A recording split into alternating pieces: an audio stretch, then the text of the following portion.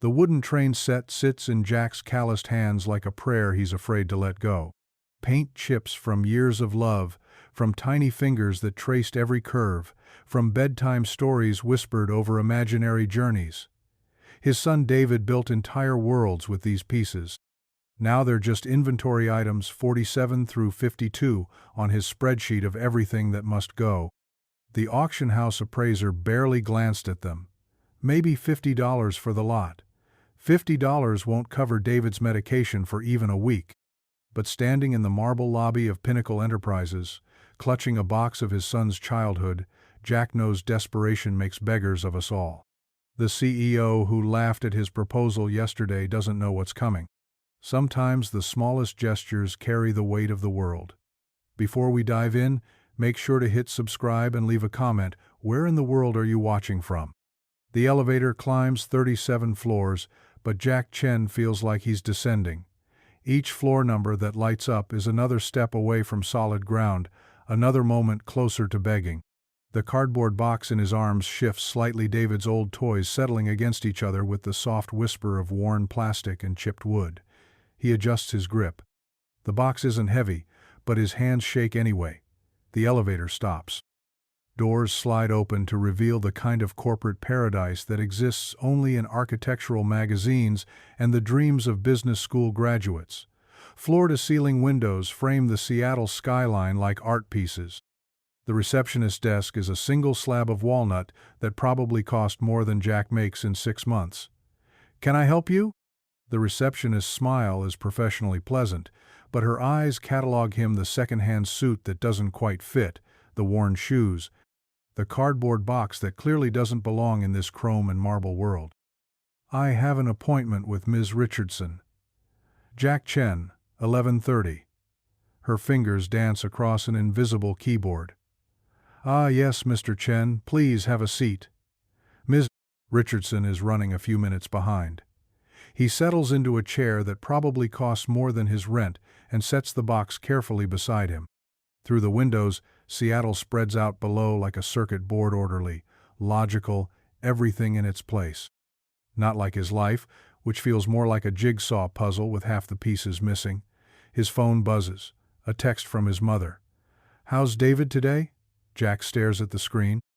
How do you answer that question? How do you explain that your 8-year-old son looked at you this morning with eyes too old for his face and asked, "Dad, are we going to be okay?" How do you type the words that your child, your brilliant, curious, impossibly brave child, might not see his 9th birthday if you can't find the money for his treatment? "He's okay," Jack types back. "At school today." Another lie to add to the collection. David isn't at school. He's at the hospital, getting another round of tests that Jack can't afford, administered by doctors who speak in careful euphemisms about options and quality of life. "Mr. Chen?" He looks up. A woman emerges from the hallway hall, immaculate, wearing confidence like a tailored suit. Victoria Richardson, CEO of Pinnacle Enterprises, worth approximately $400 million, according to the Forbes article Jack memorized last night. "Miss Richardson." He stands, nearly knocking over the box. "Thank you for seeing me." "Of course." Her handshake is firm, brief. "Though I have to say, your request was unusual." They walk down a hallway lined with photographs, Victoria shaking hands with senators, cutting ribbons, accepting awards. At the end of the hall, her office opens up like a cathedral to capitalism. The desk alone could house a small family. Jack takes the chair across from her, the box balanced on his knees like a shield. "So," Victoria settles behind her desk, fingers steepled. "You wanted to discuss a business proposal involving toys?" The way she says toys makes Jack's chest tighten, like the word tastes funny in her mouth. "Used toys," he corrects, then immediately regrets it. "I mean pre-owned. Vintage." Victoria's smile doesn't reach her eyes. "Mr. Chen, I'm not sure you understand what Pinnacle Enterprises does. We're a venture capital firm. We invest in startups, emerging technologies, companies that are going to shape the next decade. We don't typically—" "I know what you do." The words come out sharper than he intended. I researched your company. I know you invested $12 million in Technoplay last year. I know about your partnership with Global Gaming. I know this sounds crazy, but please just let me explain. Victoria leans back, and for a moment Jack sees something flicker across her face. Curiosity, maybe? Or pity. You have 5 minutes. Jack opens the box. Inside, nestled in tissue paper like artifacts from a lost civilization, are David's toys. The wooden train set his grandfather made by hand. The collection of Matchbox cars, each one carefully selected for birthdays and Christmas mornings. The Lego spaceship that took David 3 weeks to design and build. My son is 8 years old. Jack begins lifting out the train engine, and he's dying. The words hang in the air between them. Victoria's expression doesn't change, but something in her posture shifts, a subtle straightening, like she's preparing for an uncomfortable conversation. The doctors say he has maybe 6 months. Maybe less. Jack sets the train on Victoria's desk, the wood dark against the glass surface. His treatment? The experimental therapy that might save him? It costs $300,000. Insurance won't cover it because it's still in trials. Victoria's eyes move from the train to Jack's face. I'm sorry to hear about your son, but I still don't understand. These toys, Jack interrupts, they're not just toys. They're David's world. Every one of them has a story. This train? He touches the engine gently. My father made it for David's 3rd birthday. Spent 2 months carving every detail. David named each car, gave them personalities. The engine is Thomas Knott after the TV show, after my dad. Thomas Chen, who died building the life my son might never get to live. Jack lifts out the spaceship next. This Lego set. David didn't follow the instructions. He looked at the pieces and saw something different. A rescue ship, he called it. Said it was for saving people who were lost in space. Jack's voice catches. He builds them everywhere now. Little Lego rescue ships hidden around the house. Says they're practice for when he grows up and becomes a real rescuer. Victoria's fingers drum silently on her desk. Mr. Chen, I want to sell them. Jack says quickly. Not to a pawn shop or on eBay. I want to auction them properly, with stories, with provenance, like art.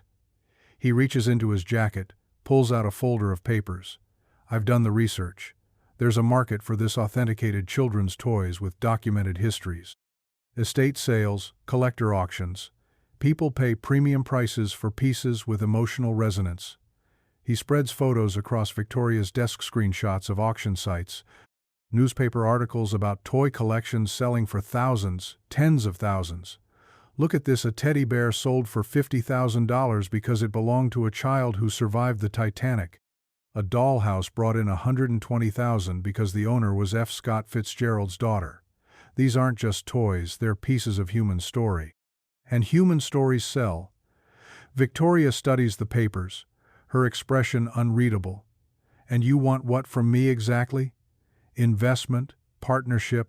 I need startup capital to launch the auction, properly professional photography, authentication, marketing. I need access to your network of collectors and investors. In exchange, you get a percentage of sales, plus first option on expanding the concept. Jack leans forward, his voice gaining strength. Think about it, how many parents are like me, facing impossible situations, sitting on rooms full of their children's treasures? How many grandparents have attics full of toys that could fund their grandchildren's educations? This isn't just about my son. This is about turning family history into family security. Victoria sets down the papers. For a long moment, she just looks at Jack, really, looks at him like she's trying to solve a puzzle. Then she starts to laugh. It's a quiet laugh at first, almost polite. But it builds, becomes something else, not cruel, exactly, but dismissive. The kind of laugh that says, "Oh, you poor, naive man." Mr. Chen, she says, shaking her head, I have to give you credit for creativity.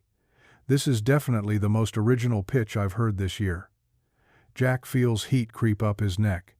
You think this is funny? I think it's desperate, Victoria says, not unkindly. And I understand desperate. I really do. But what you're describing isn't a business, it's a garage sale with a marketing budget. She stands, moves to the window. You're asking me to invest in the commodification of childhood memories, to turn other people's grief and nostalgia into profit margins. Do you have any idea how that sounds? It sounds like survival, Jack says quietly. Victoria turns back to him. Mr. Chen, I'm sorry about your son, I truly am. But this company invests in the future, not the past. We fund innovation, disruption, scalable solutions to real problems. What you're proposing is what?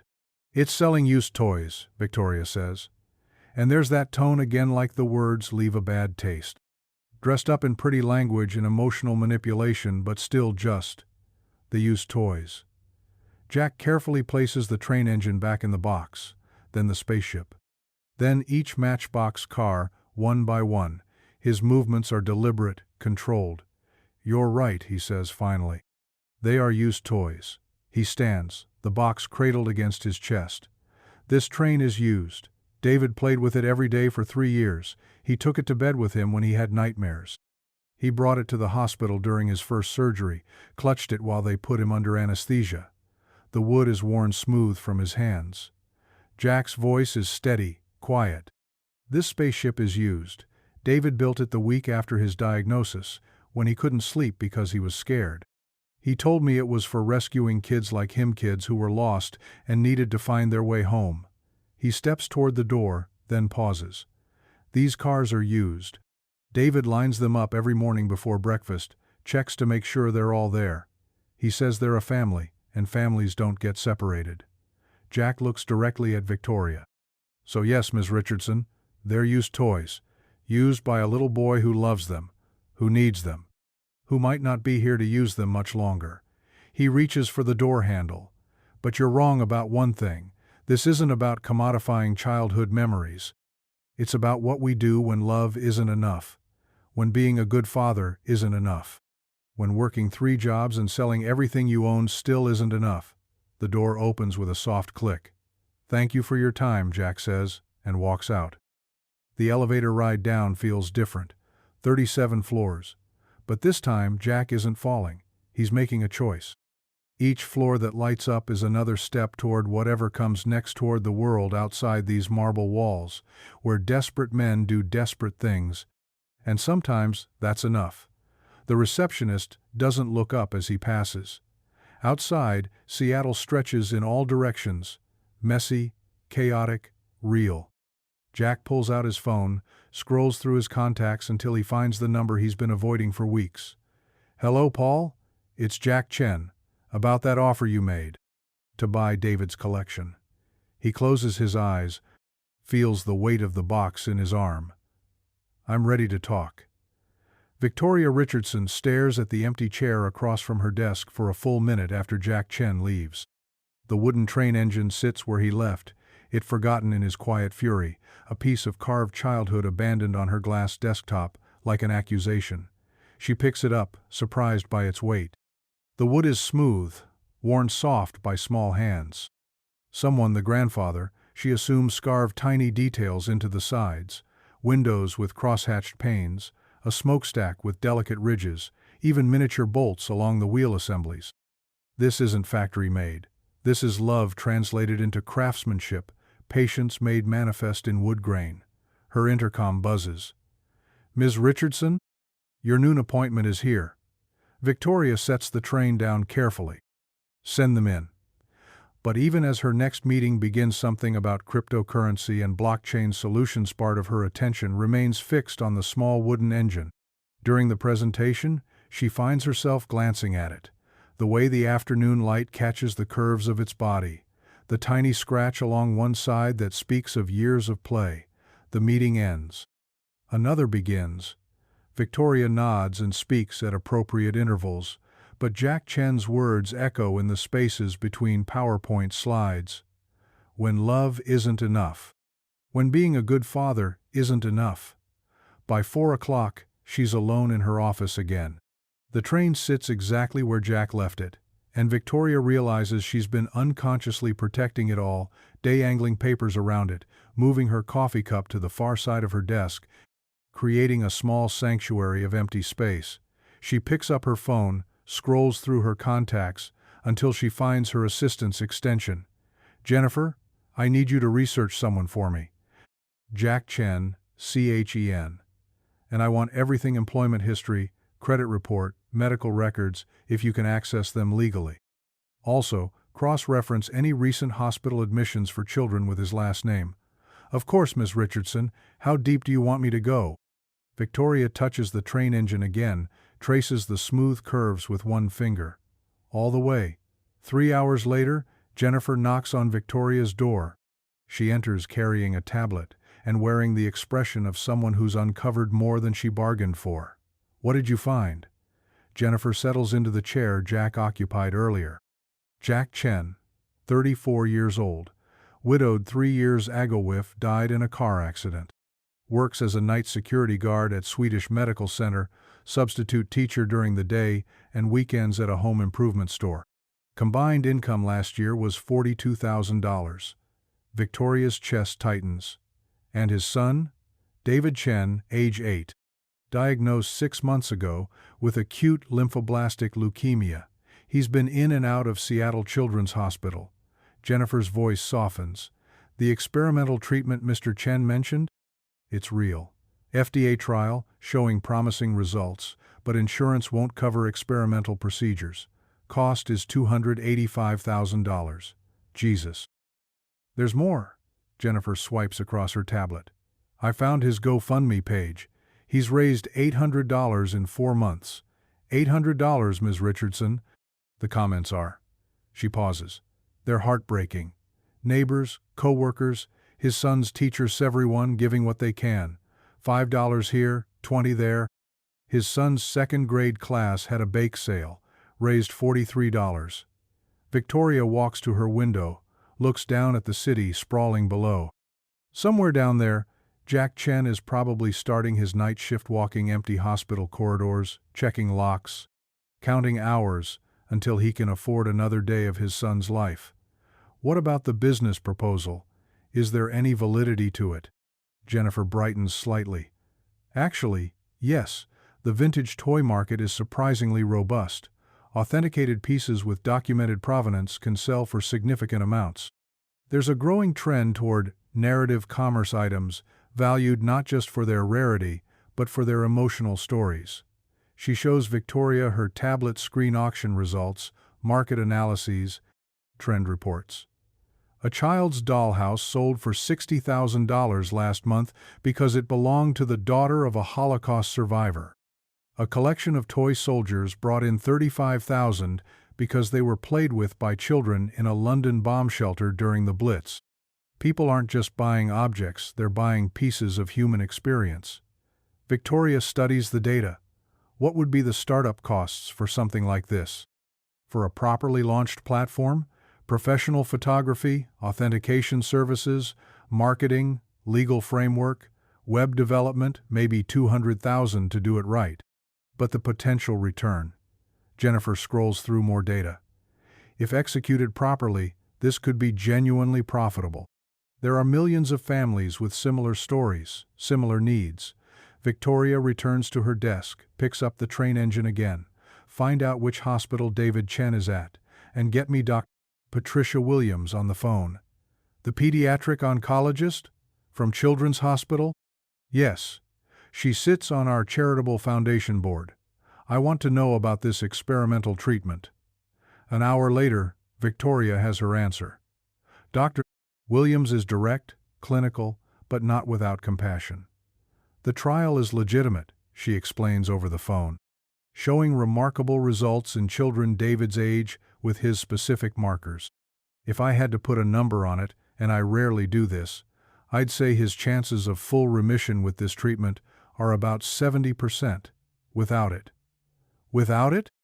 Maybe 6 months, maybe less. Victoria ends the call and sits in the growing darkness of her office. The city lights below twinkle like scattered stars, each one representing a life, a story, a family navigating their own impossible choices. She thinks about her own son, Oliver. 11 years old, healthy, privileged, attending private school and complaining about violin lessons he doesn't want to take. When was the last time she watched him play? Really watched, not while checking emails or taking calls, but just watched? Her phone buzzes. A text from her ex-husband. Oliver's game is at 3 tomorrow. Soccer. He asked if you'd come. Victoria stares at the message. Tomorrow she has back-to-back meetings, a conference call with investors in Tokyo, a board dinner that could determine the next quarter's funding strategy. Important things. Profitable things. Things that suddenly seem less important than a wooden train engine sitting on her desk. She picks up her phone, calls Jennifer. Clear my schedule for tomorrow afternoon. And I want you to find Jack Chen, his personal number, his address, whatever it takes. Is everything okay, Miss Richardson? Victoria looks at the train engine one more time, then carefully wraps it in tissue paper and places it in her purse. I think I might have made a mistake today, she says. And I think I need to fix it. The next afternoon, Victoria Richardson, CEO of Pinnacle Enterprises, featured twice on the cover of Forbes, owner of a penthouse overlooking Elliott Bay, stands outside a modest apartment building in Ballard, holding a wooden toy train and wondering if she's lost her mind. The building is old but well-maintained, the kind of place where working families stretch every dollar and still fall short. Victoria's Porsche looks obscene, parked at the curb, a bright red proclamation of wealth in a neighborhood where wealth is measured in groceries that last until payday. She climbs to the third floor, finds apartment 3B, and knocks. The man who opens the door is not the Jack Chen from yesterday. Yesterday's Jack wore desperation like a badly fitting suit, obvious, uncomfortable, but necessary. This Jack looks hollow, like someone has scooped out his insides and left only the shell. Ms. Richardson. His voice is flat, unsurprised. I wasn't expecting you. You forgot this. Victoria holds out the train engine, still wrapped in tissue paper. Jack takes it, unwraps it slowly. David's been asking about Thomas, I told him. Jack pauses, looks at Victoria directly. I told him Thomas was on an adventure, that he'd be back soon. Behind him, Victoria can see into the apartment, small, clean, filled with the accumulated chaos of childhood. Lego constructions on every surface, drawings taped to the refrigerator, a fort made of blankets and kitchen chairs in the corner. Is David here? Jack shakes his head. Hospital. They're running more tests. He steps aside. Would you like to come in? The apartment tells a story that numbers on a credit report never could. Every piece of furniture looks second-hand but cherished. The walls are covered with David's artwork, crayon drawings of spaceships and trains, a watercolor painting of a family that must be Jack, David, and the mother who isn't there anymore. Victoria stops in front of a photograph on the mantel, a woman with Jack's eyes and David's smile, holding a baby who's reaching for the camera with chubby fingers. My wife, Lynn, Jack says quietly. David was 2 in that picture. She was beautiful. She was everything. Jack sets the train engine carefully on a shelf next to other toy trucks, action figures, building blocks arranged with the precision of a museum display. She'd know what to do. She always knew what to do. Victoria turns from the photograph. Mr.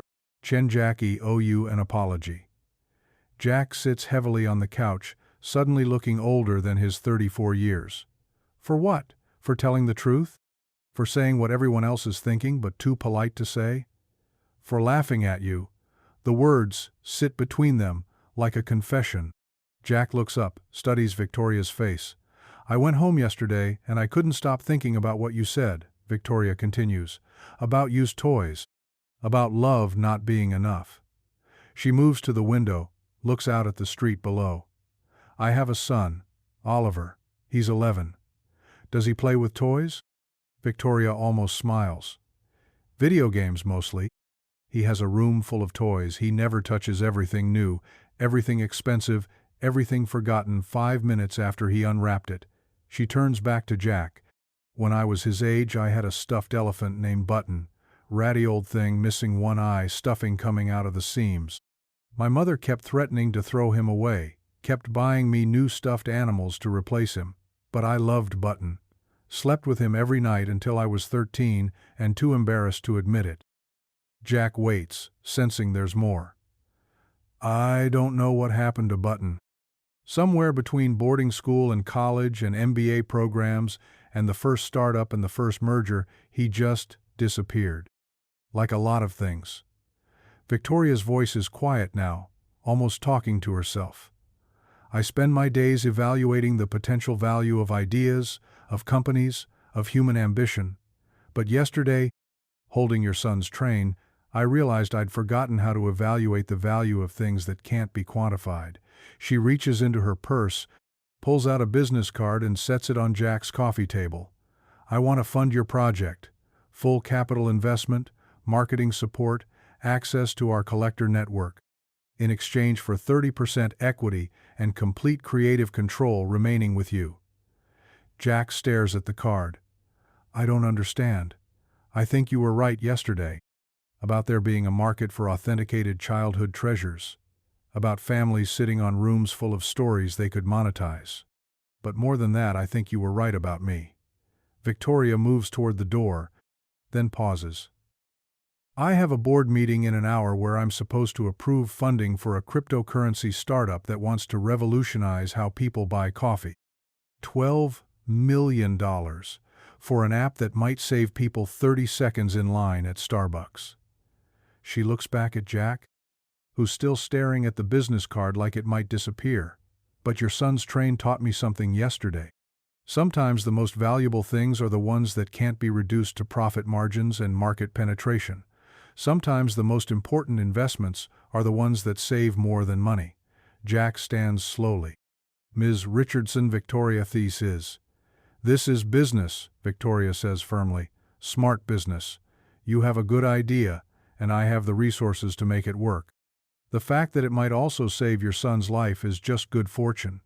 She opens the door, then turns back one more time. There's just one condition. Jack tenses. What? When David gets better, not if, when I want to meet him. I want to see the boy who builds rescue ships. 2 months later, the offices of Heritage Heart, the company, that began as Jack Chen's desperate pitch and Victoria Richardson's guilty conscience, occupy a converted warehouse in Georgetown. The space still smells faintly of the coffee roastery that used to call it home, but now the industrial fixtures illuminate something entirely different. A careful archaeology of childhood. Jack moves through the workspace like a curator, preparing an exhibition. Each station holds a different family story, a dollhouse awaiting authentication, a collection of toy soldiers being photographed under professional lighting, a rocking horse that once belonged to a child who grew up to become a federal judge. But it's the corner station that draws his attention this morning.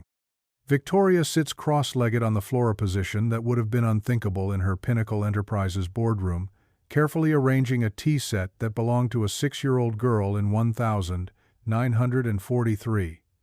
The Brahma family found it in their grandmother's attic, Victoria explains without looking up. Tea parties in the basement during air raids. The little girl used to serve imaginary tea to her dolls and tell them everything would be okay.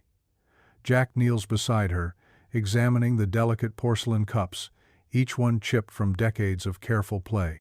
Provenance, full documentation, letters, photographs, even a diary entry from 1944, where the grandmother wrote about her daughter's brave tea parties. Victoria places the final teacup on its saucer. Conservative estimate is 8,000, but with the right presentation, the right story. 15, maybe 20. Victoria nods. In 2 months, they've developed an intuitive understanding of value, not just monetary, but emotional. The stories that sell, the details that matter, the precise alchemy that transforms used toys into treasured artifacts. Jack's phone buzzes. He glances at the screen, and Victoria watches his entire body language change, the way his shoulders straighten, the way his breathing shifts to something deeper, more controlled. David? She asks. Jack nods, already reaching for his jacket. Dr. Martinez wants to see us. Today. Victoria knows what that means. David has been in treatment for 6 weeks now, the experimental therapy that Heritage, Hart's early success made possible. The first auction, featuring David's original collection, brought in $47,000. Enough for the initial treatment phase, but not nearly enough for the full protocol, unless the treatment is working. Go, Victoria says, already standing. I'll handle the Morrison authentication. Jack pauses at the door. Victoria. What if? Don't. Her voice is firm, but not unkind. Don't borrow trouble from tomorrow when today hasn't finished with you yet. Seattle Children's Hospital has become familiar territory for Jack over the past year, the smell of industrial disinfectant that never quite masks the underlying scent of anxiety, the way fluorescent lights make everyone look slightly unwell, the particular quality of silence that exists only in places where hope and fear occupy the same space. But today feels different. Dr. Martin's a woman who has perfected the art of delivering both devastating news and miraculous updates with equal professional calm smiles when she sees Jack in the waiting room. Where's my favorite patient? She asks. Art therapy, Jack says, making robots out of tongue depressors. Of course he is. Dr. Martinez's smile widens. Walk with me. They move through corridors. Jack could navigate blindfolded. Past rooms where other families wage their own battles against time and biology and the cruel mathematics of cellular division. Jack, Dr. Martinez says as they walk, when we started David on this protocol, I told you his chances of remission were about 70%. Jack nods, not trusting his voice. I want to revise that estimate. They stop walking. Jack feels the floor shift beneath him, like the moment just before an earthquake when the world decides to rearrange itself. David's latest scans show no detectable cancer cells. His blood work is completely normal. His energy levels, his appetite, his cognitive function, everything is exactly where we want to see it. Jack leans against the wall, suddenly dizzy. Are you saying? I'm saying your son is in complete remission, and based on his response to treatment, his prognosis is excellent. Better than excellent. The world comes back into focus slowly. Jack realizes he's crying great, silent tears that feel like relief made liquid. When can I tell him? He's 8 years old and he's been fighting cancer for 6 months, Dr. Martinez says. I think he deserves to hear this from his father. They find David in the art therapy room, tongue depressor robots arrayed in front of him like a small army. When he sees Jack, his face lights up with the particular joy that belongs only to children who haven't yet learned to guard their emotions. Dad, look, I made a whole family of rescue robots. This one's the mom. He holds up a figure with yarn hair and googly eyes. And this one's the dad, and these little ones are the kids they're protecting. Jack sits beside his son, studies the carefully constructed family of robots. They're beautiful, buddy. The mom robot has super healing powers, David continues, completely absorbed in his creation. And the dad robot is really strong, but also really good at fixing things when they break. And the kid robots are learning how to be brave. Jack looks at his son, really looks at him. The color has returned to his cheeks. The shadows under his eyes have faded. He looks like himself again, like the boy who used to build Lego rescue ships and line up matchbox cars and whisper bedtime stories to wooden trains. David, Jack says carefully, Dr. Martinez wants to tell you something important. David looks up, and Jack sees a flicker of the old fear cross his son's face, the look of a child who has learned too young that important news from doctors is usually bad news. Am I sicker? David asks quietly. No, sweetheart? Dr. Martinez kneels beside them. You're better, much better. The medicine worked exactly like we hoped it would. David blinks. Does that mean I don't have to come here anymore? You'll need to come back for checkups, Dr. Martinez explains. But not for treatment. The cancer is gone, David. David considers this information with the serious concentration he applies to all important matters. Then he picks up his rescue robot family and carefully places them in Jack's hands. I think they can stop rescuing now, he says. Everyone's safe. That evening, Jack calls Victoria from his apartment. She answers on the first ring, and he knows she's been waiting. "Good news?" she asks, without preamble. "The best news." He can hear her exhale across the linea sound like wind through trees, like pressure finally releasing. "How's David taking it?" Jack looks across the room where his son sits at the kitchen table, carefully gluing popsicle sticks into what appears to be another architectural marvel. "He's building something. I think it's a house. For his toys? For his robots. He says they need a place to live now that their job is done." Victoria is quiet for a moment. "Jack?" "Yeah?" "I want to tell you something about why I really funded your project." Jack waits, sensing this is important. "It wasn't guilt," Victoria says.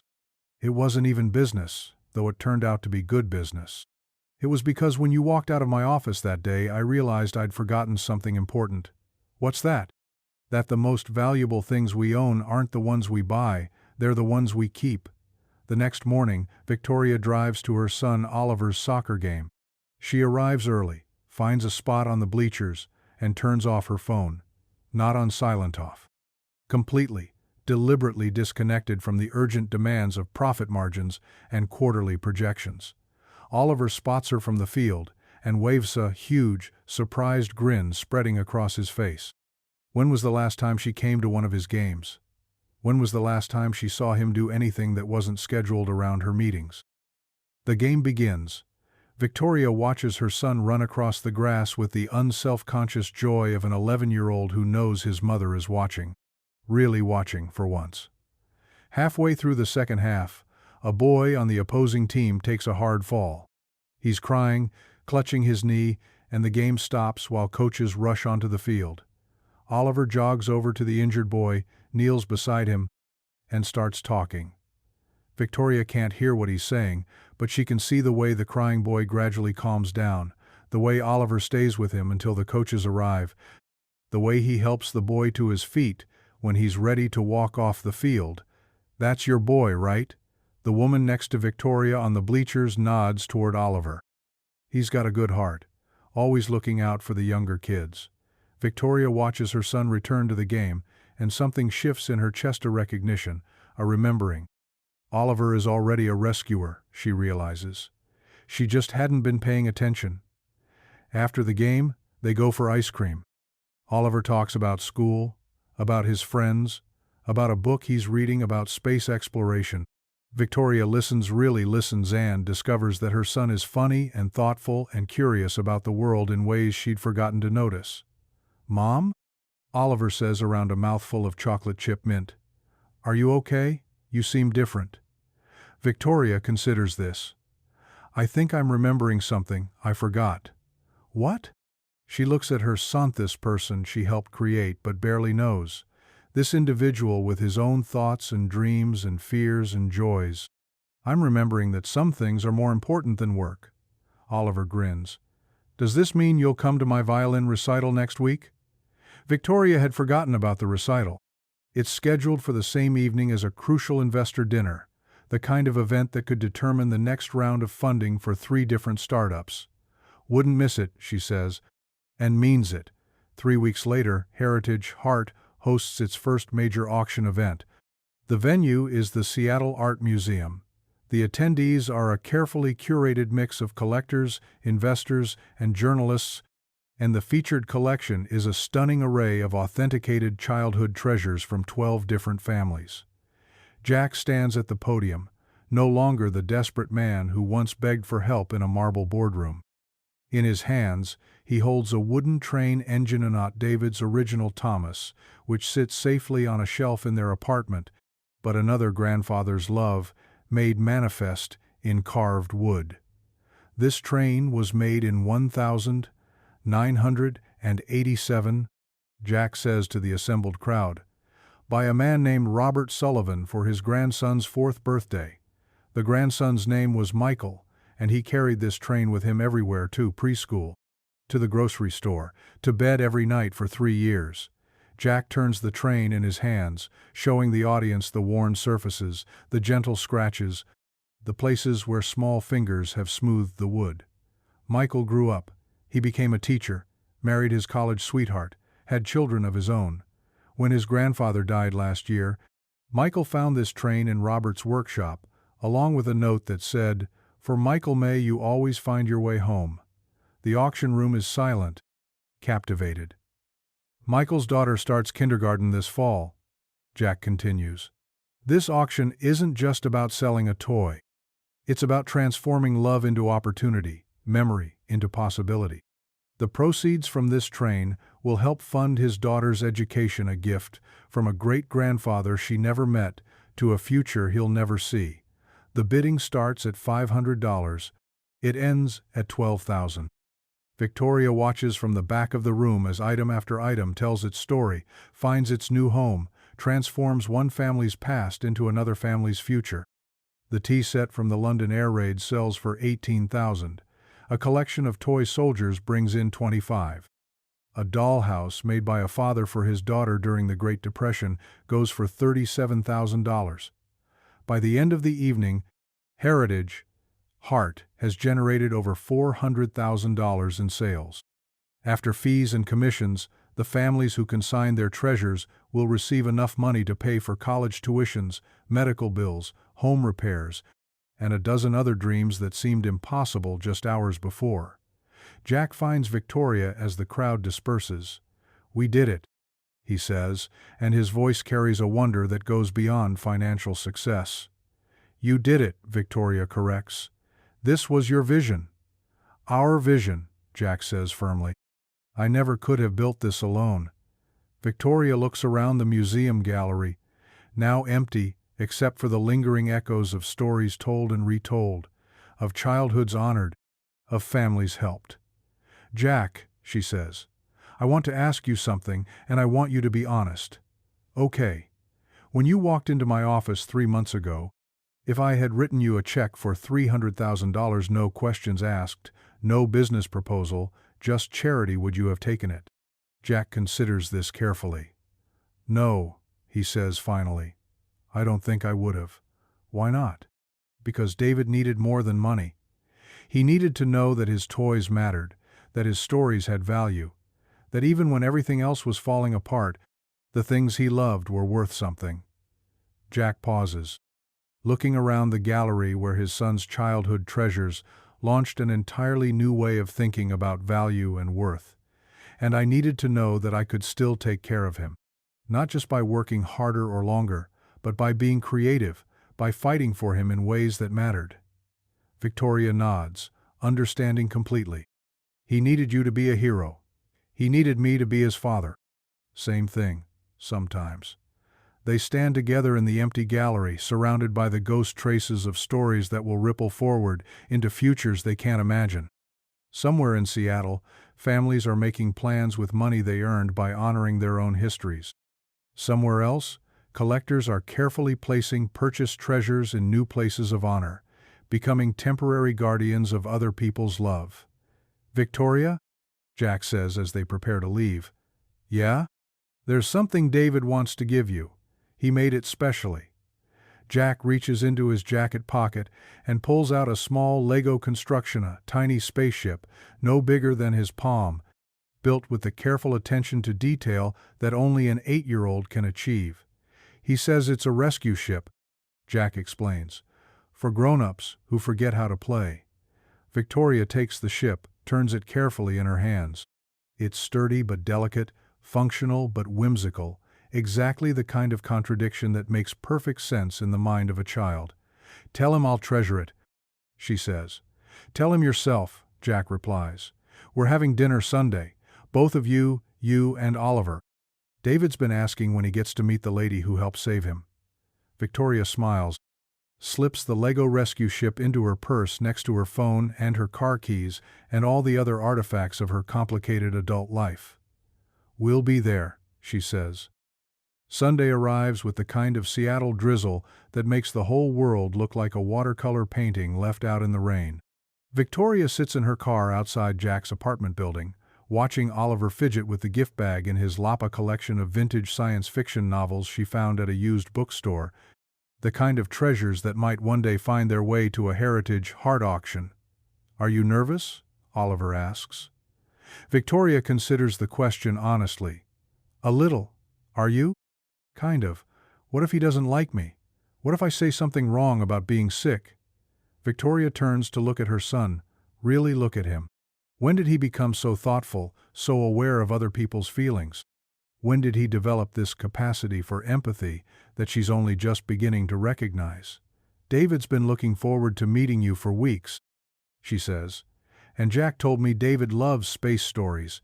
I think you two will get along just fine. They climb the familiar stairs to apartment 3B. Before Victoria can knock, the door swings open to reveal David Shanann. Victoria has to catch her breath at the transformation. This is not the pale, fragile boy she's heard about in hushed conversations. This is a healthy 8-year-old, with bright eyes and flushed cheeks, and the kind of boundless energy that radiates from children who have been given their lives back. "You're Victoria," David announces with the absolute certainty that only children possess. "And you're Oliver. Dad told me you're 11 and you play soccer, and you're really good at violin even though you don't like practicing." Oliver grins. "Your dad told you a lot." "He tells me everything important," David says matter-of-factly. "Come see my room. I have something to show you." Jack appears in the doorway, wiping his hands on a kitchen towel. "David, let them get inside first." "It's okay," Victoria says, following David's excited energy into the apartment. "We're curious about this mysterious something." David's bedroom is a monument to imagination, every surface covered with Lego constructions, drawings, half-finished craft projects. But it's the wall above his bed that stops Victoria cold. Dozens of photographs, carefully arranged in a collage that tells the story of the past few months. David with Jack at the hospital, grinning despite the 4 in his arm. David with nurses and doctors who clearly adore him. David at Heritage, Hart's first auction, wearing a tiny suit and a huge smile. And in the center of the collage, a photo Victoria doesn't remember taking herself and Jack standing in the warehouse office, both looking at something off camera, both laughing at some shared joke. They look like partners. They look like friends. "This is my hero wall," David explains to Oliver. "Everyone who helped save me." Oliver studies the photos with the serious attention he usually reserves for particularly challenging video games. "Your dad's on here a lot." "He's the biggest hero," David says without hesitation. "But Victoria's on here too, because she made it so Dad could be a hero. And Dr. Martinez is here because she made the medicine work. And this is Jenny from art therapy, and this is Carlos who brings the food, and this is Mrs. Patterson from my school who organized the bake sale." Victoria feels something tight in her chest, a recognition of how much bigger heroism is than she'd ever understood. It's not one person saving the day. It's a web of people, each contributing what they can, each playing their part in the impossible task of keeping hope alive. "And this," David continues, pointing to a small frame at the edge of the collage, "is the very first picture of Thomas when Grandpa finished making him."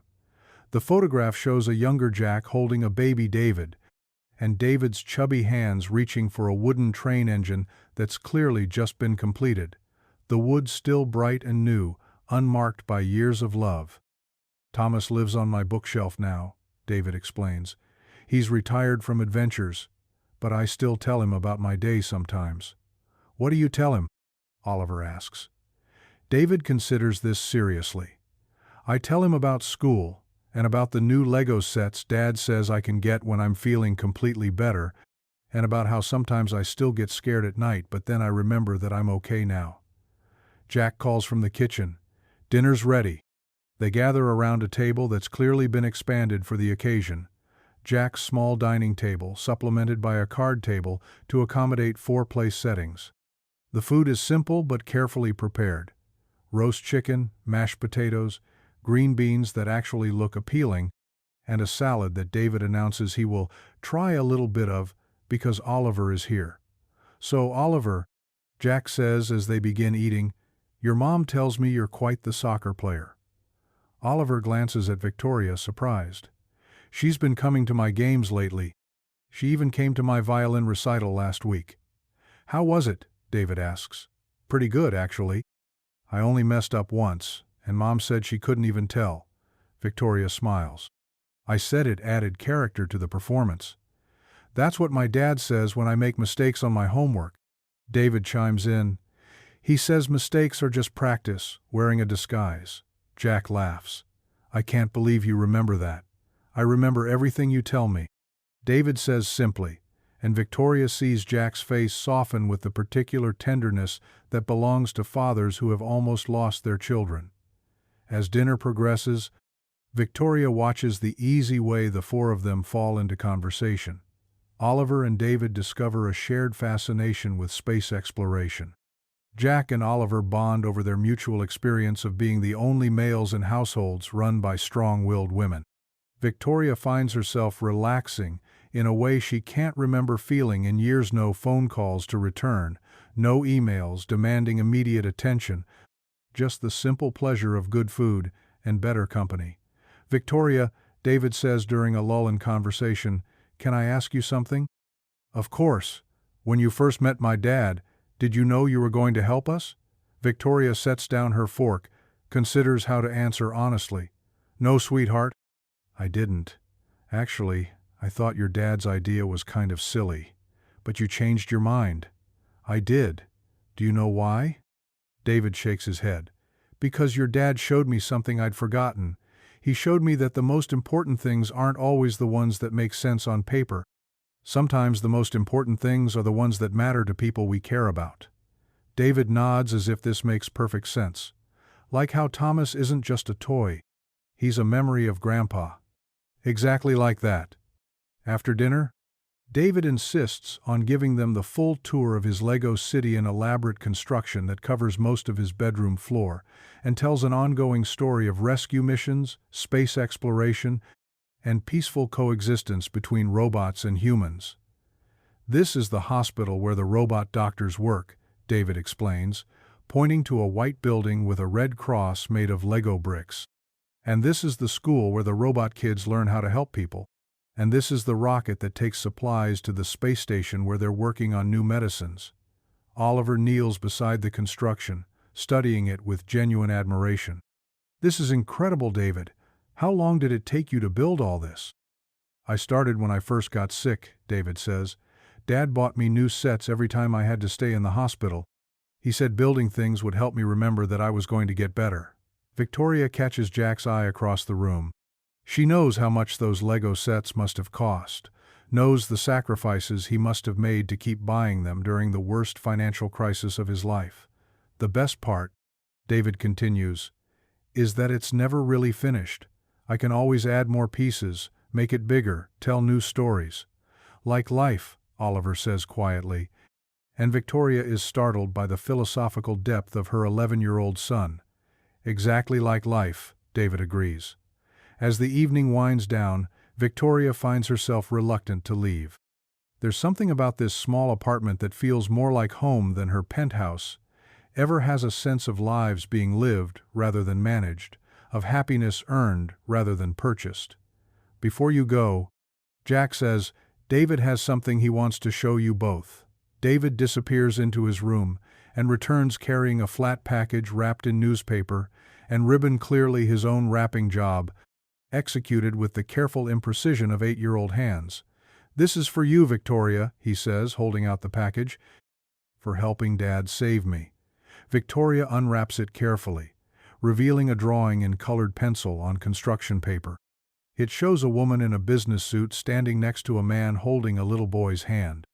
Around them are scattered toy trains and cars and spaceships, but each toy has small wings attached, as if they're flying away to new homes. At the bottom, in David's careful printing, Victoria the Hero Maker. Victoria stares at the drawing, feeling tears threaten. David, this is beautiful, but I'm not the hero in this story. Yes, you are, David says with absolute certainty. Heroes aren't just the people who do the saving. Heroes are the people who help other people become heroes too. Victoria looks at Jack, who's watching his son with the expression of a man who can't quite believe his good fortune. David, she says carefully, would it be okay if I hung this in my office? David's face lights up. Really? Even though I'm not a real artist? Especially because you're not a real artist, Victoria says. Real artists make art for money. You made art for love. That's much more valuable. Later, as Victoria and Oliver drive home through the Seattle night, Oliver stares out the window at the city lights sliding past. "Mom?" he says eventually. "Yeah? That was the best dinner I've had in a long time." Victoria glances at her son. "Better than the restaurants we usually go to?" "Way better." It felt like. Oliver pauses, searching for words. It felt like a family. Victoria pulls into their driveway, turns off the engine, but neither of them moves to get out of the car. "Oliver," she says, "what would you think if I told you I've been thinking about some changes?" "What kind of changes?" "Work changes, life changes, maybe not traveling so much, not working so many late nights, maybe being home for dinner more often." Oliver turns to look at her directly. "Are you serious?" "I'm thinking about it. What I saw tonight, Jack and David, the way they take care of each other, it made me realize I've been focusing on the wrong things. I've been so busy trying to provide for our future that I forgot to pay attention to our present." Oliver is quiet for a long moment. "Does this mean you might come to more of my games?" "All of them, if you want me there. And maybe we could cook dinner together sometimes, like Jack and David do?" Victoria smiles. "I'd like that, though I should warn you, my cooking skills are pretty limited." "That's okay," Oliver says. "We can learn together." They sit in comfortable silence, watching their house through the windshield, a beautiful house that Victoria suddenly realizes has never quite felt like a home. "Mom?" Oliver says one more time. "What, sweetheart?" "I think David's right. I think you are a hero maker." Victoria reaches over and squeezes her son's hand. "I think maybe we all are, if we pay attention to the right things." The next morning, Victoria walks into her Pinnacle Enterprises office carrying David's drawing and the small Lego rescue ship he made for her. She hangs the drawing directly behind her desk, where she'll see it every time she looks up from her computer. The Lego ship goes on her desk, right next to her phone. Jennifer knocks on her door an hour later, carrying the usual stack of contracts and investment proposals. "Ms. Richardson, I have the TechCorp documents ready for your signature, and the Crypto Coffee app wants to schedule their final presentation." Victoria looks at the papers, then at David's drawing, then at the small rescue ship on her desk. "Jennifer," she says, "what do we know about TechCorp's employee satisfaction ratings?" Jennifer looks confused. "Their employee satisfaction? I'm not sure that's part of our evaluation criteria." "It should be. And the coffee apport problem, are they actually solving? I mean really solving, not just improving efficiency margins." "They're streamlining the purchase process for consumers who want to optimize their time management." Victoria stares at the proposal, $12 million to save people 30 seconds in a coffee line, while families across the city struggle to pay for basic medical care. "Cancel the coffee app meeting," Victoria says, "and set up a lunch with Jack Chen. I want to discuss expanding heritage, Heart's scope." "Expanding how?" Victoria picks up the Lego rescue ship, turns it in her hands. "I'm thinking we could help more than just families with toy collections. What about families with books they can't bear to throw away? Art projects, handmade furniture, family recipes that could become published cookbooks. What about turning all the things we save out of love into the things that save us in return?" Jennifer scribbles notes frantically. That's actually a really interesting concept." "It's more than interesting," Victoria says, looking at David's drawing again. "It's necessary." That afternoon, Victoria meets Jack at Heritage, Hart's warehouse office. He's cataloging a new collection toy trains, from a collector whose grandchildren have decided to honor their grandfather's memory by funding college scholarships for underprivileged children. "I have a proposition for you," Victoria says without preamble. Jack looks up from his inventory list. "Another one? The last one worked out pretty well. This one's bigger. What if Heritage, Hart became more than just toy auctions? What if we became a platform for turning any kind of meaningful object into meaningful opportunity?" She spreads her idea across the desk: photographs, market research, financial projections.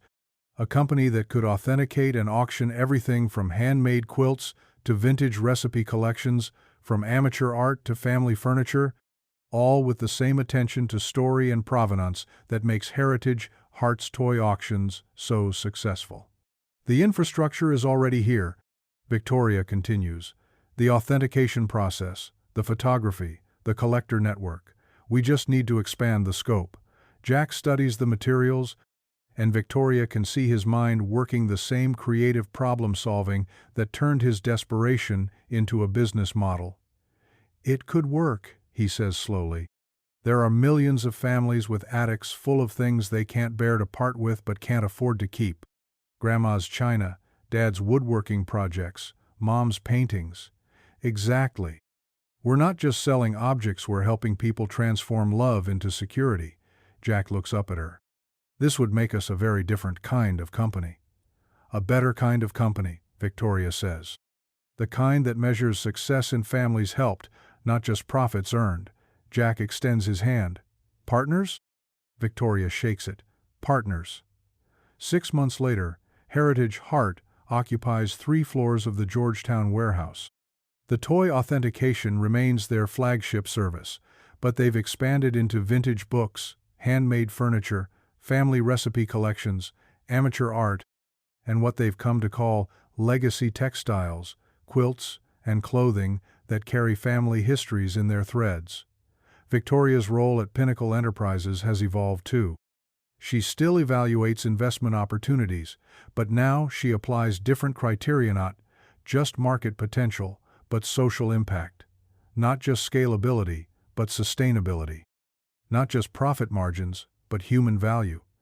The crypto coffee app never got their $12 million. Instead, Victoria funded a startup that creates affordable housing for families transitioning out of medical debt.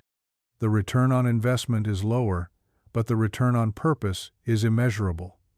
On a Thursday evening in late spring, Victoria leaves Heritage Heart and drives to Oliver's soccer game. She arrives early, claims her usual spot on the bleachers, and turns off her phone. This has become ritual sacred time that belongs only to watching her son play, to being present in the uncomplicated joy of an 11-year-old who knows his mother is watching. Halfway through the game, someone settles beside her on the bleachers. Victoria turns to see Jack, with David perched on his shoulders, despite being almost too big for such things. "Thought we'd come watch Oliver play," Jack says. "David's been practicing with his soccer ball. Thinks he might want to try out for a team next year. Are you feeling strong enough for that?" Victoria asks David. David grins the bright, fearless grin of a child who has looked mortality in the face and lived to tell about it. Dr. Martinez says, "I'm stronger than most kids who never got sick at all." She says sometimes fighting makes you tougher. They watch the game together, cheering for Oliver, laughing at the chaotic enthusiasm of 11-year-olds chasing a ball across grass. When Oliver scores a goal, he looks directly at the bleachers and waves at all 3 of them, his family, Victoria realizes. Not traditional, not biological, but real in all the ways that matter. After the game, they walk to the parking lot together, Oliver chattering excitedly about the goal, David asking detailed questions about soccer strategy, Jack and Victoria following behind, like parents supervising a playdate between best friends. "Victoria," Jack says as they reach their cars, "I wanted to tell you something." "What's that?" "David starts 4th grade in the fall. Full-time, no restrictions, completely healthy." His teacher asked each kid to write about their hero for the first assignment. Victoria smiles. "Let me guess, he's writing about his dad." "Actually," Jack says, "he's writing about Thomas the train engine." Victoria blinks, confused. "The toy?" "Not just the toy. The idea of the toy. He's writing about how sometimes the most important heroes are the ones that remind us what we're fighting for." Jack pauses, watching David and Oliver examine something fascinating in the grass. He's writing about how Thomas taught him that being loved is the same thing as being saved. Victoria feels the familiar tightness in her throat that comes whenever David's wisdom cuts too close to truth. "And he's writing about how Thomas brought us all together," Jack continues. How a wooden train engine built by a grandfather's hands ended up saving not just one little boy, but teaching a bunch of grown-ups how to be better humans. Victoria looks at their sonship son and his son, though the distinction feels less important every day, and realizes that David is right. Thomas the train engine, sitting safely on a shelf in apartment 3B, has rescued more people than anyone could have imagined. "Jack," she says, "what are you and David doing for dinner tonight?" "Nothing special." "Why?" "Oliver and I are cooking. We've been practicing and we're getting pretty good at it. Want to join us?" Jack grins. "We'd love to." As they pile into their respective cars, Victoria catches her reflection in the rearview mirror. She looks like herself, but different, less polished, maybe, but more real. Less perfect, but more happy. Her phone buzzes with a text from Jennifer. The Morrison estate wants to auction their father's woodworking collection. Estimated value $200K. Story: widowed father taught himself carpentry to build furniture for his children because he couldn't afford to buy it. Children want to use proceeds to fund scholarships for single parents. Victoria types back, "Perfect." Schedule the consultation. Then she turns off her phone completely and drives toward home, toward dinner with her son and their chosen family, toward an evening that will be worth more than any profit margin she's ever calculated.